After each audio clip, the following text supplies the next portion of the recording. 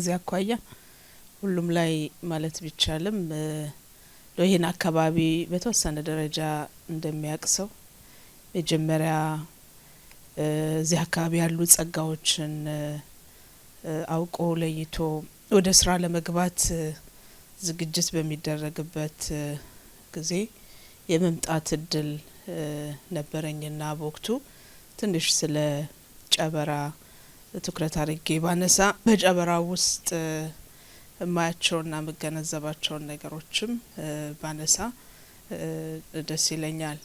የመጀመሪያው አይ ቲንክ መሪነት ያለንን አውቀን ጸጋችንን ለይተን እዛ ላይ ካፒታላይዝ ማድረግን የሚጠይቅ ነው።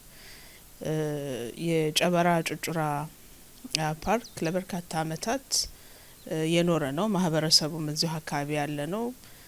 በጣም ተፈጥሮ ያደለው አካባቢ ነው። ይሄ ተፈጥሮ ያደለው አካባቢ ወደ ሀብትነት መቀየር የቻለ አልነበረም። መሰረተ ልማቱም እዚህ ግባ የሚባል አልነበረምና ይሄንን ሀብት ለማልማት ክቡር ጠቅላይ ሚኒስትር የመጀመሪያዎቹ የለውጥ አመታት የቅድሚያ ካገኙ ፕሮጀክቶች ውስጥ አንዱ ነው የነበረውና ይሄን አልምቶ አካባቢውንም በተሻለ የመሰረተ ልማት አስተሳስሮ ለዜጎች የስራ እድል ፈጥሮ በዘላቂነትም ሀብት ሆኖ እንዲቀጥል አካባቢውን ማድረግ ተችሏል።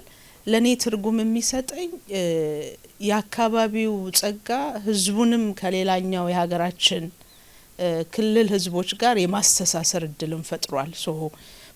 ፕሮጀክት ብቻ ሳይሆን ጥሩ ድልድይ አስተሳሳሪ ገመድ ሆኖም አገልግሏል።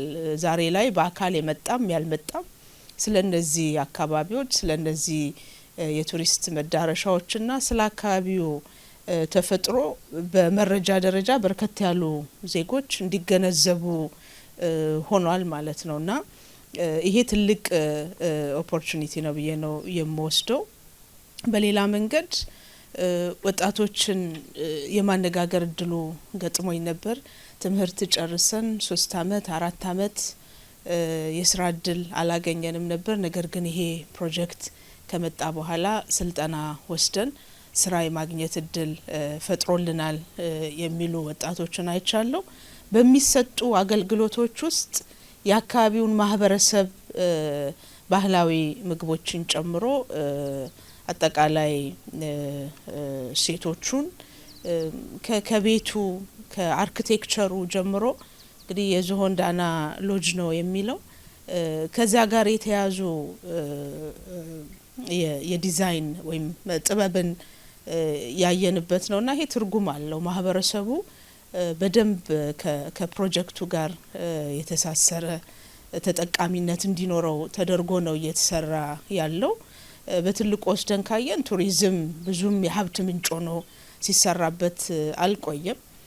እንደ ሀገር ቱሪዝም ላይ ብቻ ሳይሆን ቱሪዝም አንድ ትልቅ ጸጋ ሆኖ በርካታ ጸጋዎቻችንን ለማልማት የሚያስችል እድል የፈጠረ አካባቢውንም ይዞ እየወጣ ያለ ነው። ፓርኩ በጣም ትልቅ ፓርክ ነው። የወደፊት ፊውቸር ፕሮስፔክቱ በኔ መረዳት ትልቅ እድል ይዞ እየመጣ ያለ በርከት ያሉ የትራንስፖርት አማራጮችንም ተጠቅሞ በቀላሉ የሀገር ውስጥም የውጭ ቱሪስቶችም ቦታው ላይ መጥቶ መገልገል ሲችሉ ተመልሶ የአካባቢውን አቅም የማውጣትም ማህበረሰቡን ተጠቃሚ የማድረግም እንደ ሀገር የኢትዮጵያን ገጽታ በመገንባት ረገድም ትልቅ ትርጉም አለው። ካለንበት ቦታ ጋር ደግሞ ያለው ዝምድና ሌላ ከፍታ የሚጨምርለት ስለሆነ በዚህ ውስጥ ሁሉ ደምረሽ ምንድነው ያየሽው ከተባለ የመሪነት ጥበብ ሌላ ጋር ተሻግሮ መሄድ ሳያስፈልግ ክቡር ጠቅላይ ሚኒስትር እነዚህ ፕሮጀክቶች ላይ እየሰጡት ያለው አመራር መጀመሪያ ራሳችን ጋር የኢትዮጵያ ማህፀን ውስጥ ያሉ ሀብቶችን ፈልቅቆ አውጥቶ ለኢትዮጵያና ለኢትዮጵያውያን መልሶ ጥቅም ላይ ማዋል ካለን የመጀመር ያለንን እምቃቅም የማውጣት የመግለጥ የመሪነት ጥበብ ትልቁን ድርሻ ይወስዳል ብዬ ነው ማስበው። በተደጋጋሚ የዚህ ድል ተቋዳሽ መሆን ድል ስላገኘሁም እድለኛ ነኝ። እጅግ አድርጌ ማመስገን ፈልጋለሁ። አመሰግናለሁ።